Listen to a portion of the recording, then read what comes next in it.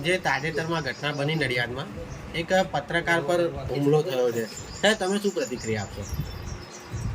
અખબારો દ્વારા એક ડમ્પર ચાલકે એક પત્રકારની સામે ખરાબ રીતનું વર્તન કર્યું એવા સમાચાર મને જાણવા મળ્યા અને ત્યારબાદ 2 દિવસથી અખબારોમાં આ સમાચાર અંગે વધુ વિગત સાથેની માહિતી પ્રાપ્ત થઈ છે.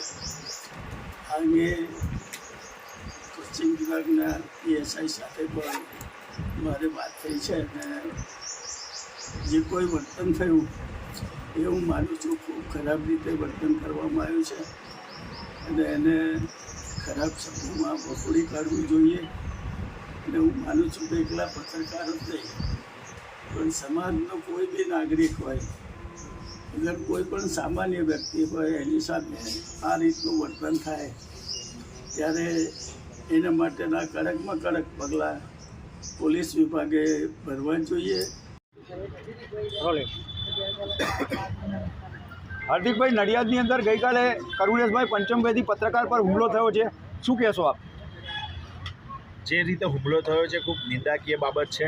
આ રીતે જ્યારે માણસ પરિવાર સાથે નીકળ્યો હોય અને એને કંઈ બનાવ બને કે કોઈ હુમલો કરવા નહોતો નીકળ્યો, પણ સામેથી જે રીતના ટોળું આવ્યું અને જે રીતના 25 માણસોએ હુમલો કર્યો, એની પત્ની બોલતી રહી, રડતી રહી, પણ સાંભળવામાં ન આવ્યું, એ ખૂબ ખરાબ, ખૂબ એટલે નડિયાદ સાક્ષર ભૂમિ માટે ખૂબ ખરાબ કહેવાય.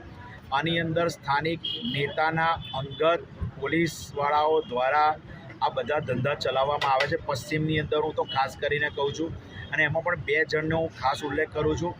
અગાઉ રજૂઆતો નહોતી કરી. આ નડિયાદ નાનું છે, શરમાશરમીના કારણસર બધું ચાલે છે, પણ હવે નાક ઉપરથી પાણી વહી જઈ રહ્યું છે, માટે ચોક્કસ રજૂઆત કરવી હવે ખાસ જરૂરી થઈ ગઈ છે.